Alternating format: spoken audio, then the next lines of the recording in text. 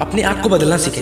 दोस्त, इस पूरी दुनिया में कोई भी चीज़ असंभव नहीं है। जब इंसान माउंट एवरेस्ट पर चढ़ सकता है, वो अंतरिक्ष में जा सकता है या फिर कहीं चंद्रमा पर जा सकता है, तो इंसान कुछ भी कर सकता है और कोई भी इंसान कुछ भी कर सकता है।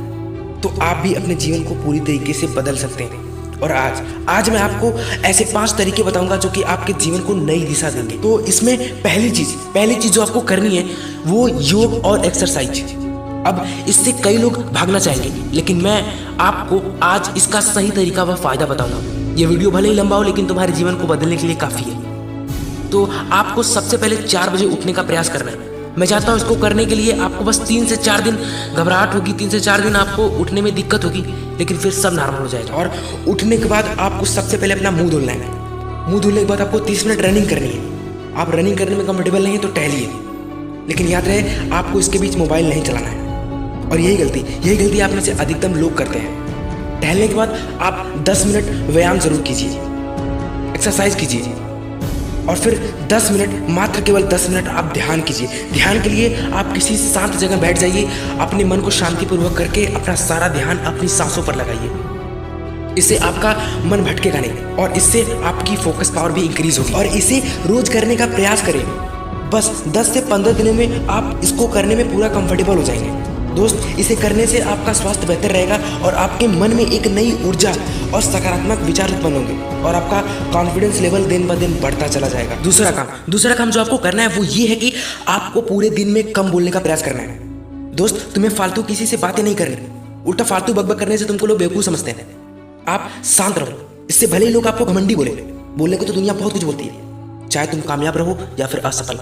फर्क बस इतना है कि लोग कामयाब आदमी के पीछे बोलते हैं और असफल आदमी के आगे। और ये याद रखना, कामयाब भी वही लोग होते हैं जो इन लोगों को इग्नोर करते हैं। और सफल आदमी ज़्यादा किसी से बातें नहीं करते, वो अपने लक्ष्य को पाने में लगा रहता है, अपने कार्य को करने में लगा रहता है। डिसीजन तुम्हें करना है, फैसला तुम्हारे हाथ में है कि लोगों से फालतू बकबक करनी है या फिर अपने लक्ष्य की ओर आगे बढ़ना है। तीसरा काम जो आप में से 90% लोग करते हैं वो ये है कि हमारे पास जो चीज़ें हैं उसके बारे में न सोचकर या फिर उसको सुधारने के बारे में न सोचकर हम उस चीज़ के बारे में सोचते हैं जो हमारे पास है ही नहीं, जो हमारे पास अवेलेबल नहीं है। और श्री कृष्ण जी ने यह कहा है कि इस संपूर्ण धरती पर जीवधारियों के हाथ में सिर्फ कर्म करने की क्षमता होती है। वो सिर्फ कर्म ही कर सकता है, फल उसके हाथ में नहीं। फल केवल ईश्वर के हाथ में होता है, परंतु मनुष्य फल की चिंता करके अपने कर्म को करता ही नहीं है। तुमने सोचा कि तुम्हें अपने जीवन में कामयाब और सफल होना है, तुम उस कार्य से डर कर भाग रहे हो जो तुम्हें कामयाब या कहें सफल बनाएगा। बस तुम सोचे जा रहे हो, तो ऐसा बंद करो। तुम जिस भी फील्ड में आगे बढ़ना चाहते हो उसके लिए आज से ही कार्य करना शुरू कर दो, बिना फल की परवाह किए, क्योंकि अगर तुमने अपना कर्म ठीक से किया है तो तुम्हारा फल भी जरूर मिलेगा। चौथी चीज जो आती है वो ये है कि कंफर्ट जोन को त्यागो। क्योंकि अगर तुमने कंफर्ट जोन में रहना सीख लिया या फिर कहीं आराम में रहना सीख लिया तो तुम अपनी लाइफ में रिस्क लेना नहीं चाहोगे। यदि तुम अपने जीवन में रिस्क लेने से डरोगे तो तुम अपने जीवन में कभी सफलता प्राप्त नहीं कर सकते।